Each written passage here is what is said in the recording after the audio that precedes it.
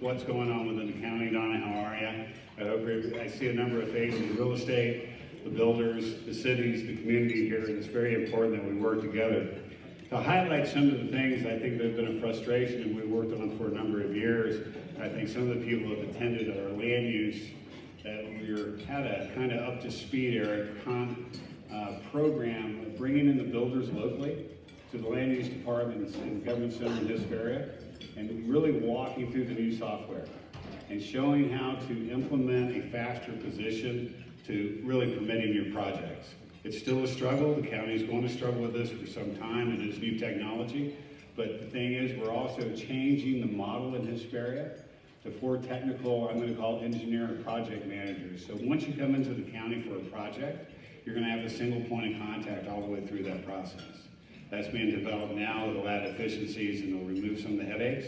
It's been a headache for 6 years. It's going to continue to be a headache. And I'll say this, government, we do not move as fast as private industry, and that's frustrating for those that are looking for a return on their investment. But I can tell you, if you contact and reach out to our office, we'll eliminate everything that we can as a roadblock to being successful. Some of the other projects which have been ongoing that were not only efforts by mine, by our collective cities here, is infrastructure. What are we going to do about infrastructure? For the past 6 years, going on 7, I've become a commuter. I'm typically down the past 5 days a week, and I can tell you, there's a thing with the daily press. They refer to it pain in the pass. Folks, it's a real and it's live. I get up in the morning and look at my phone and say, is it going to be 2 hours or is it going to be 55 minutes? And that's something we have to address. When we look at the old route, what we consider Cleghorn Route 66, we're working with our local municipal governments on a position that's a strategic roadway that has to get improved. It has to get improved all the way to 138. Hesperia has a significant project that's coming on board known as Tapestry. The advantage of improving 138 is because when you take 20% of the traffic of folks coming home there, it's a benefit to the entire valley. Adelanto, Apple Valley, Victorville, and the rest of Hesperia enjoy that streamlined transportation. We're going to have to fight for it. There's dollars out there, and we have to do it collectively as a team. I think we'll win a lot more.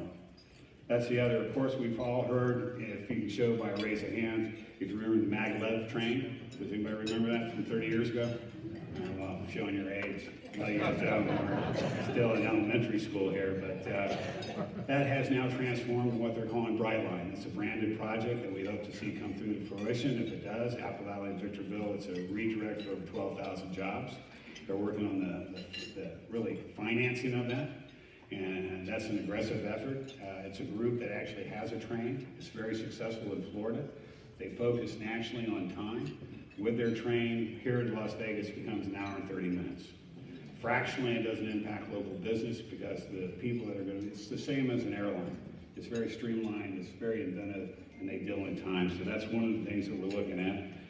We're going to have some announcements about the 395 corridor, those that not only is the city of Adelanto having success in really getting what's right into their community, but even the pathway and safely travel north of there. There's been additional passing lanes, pull-off areas, whip sticks, and also the moving of a safety corridor, which gives additional funding for enforcement along those corridors where we've had a lot of tragic accidents. The other thing I'll just finish with, because I'll take the whole program if you let me, is what's going on within education. You have 3 components. We have a great relationship with VDC and Barstow Community College. VDC is a partner, and what they've created is a new technical program that's going out at SCLA. And what that is fundamentally a pathway like the EMP program that's leading to a living wage.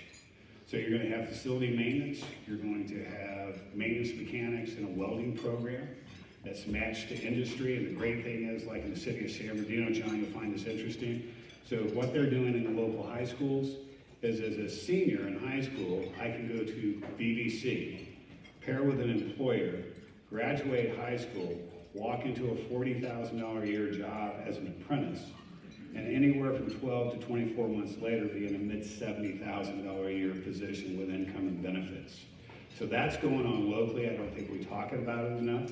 We have Generation Go, which is a program with the county, and we also have with the school Visions to Succeed. What we're blessed with is the highest pace of millennials in Southern California, and with that we win, because employers are going to have to come where we do. By the way, South Coast is proposing a new half-cent sales tax.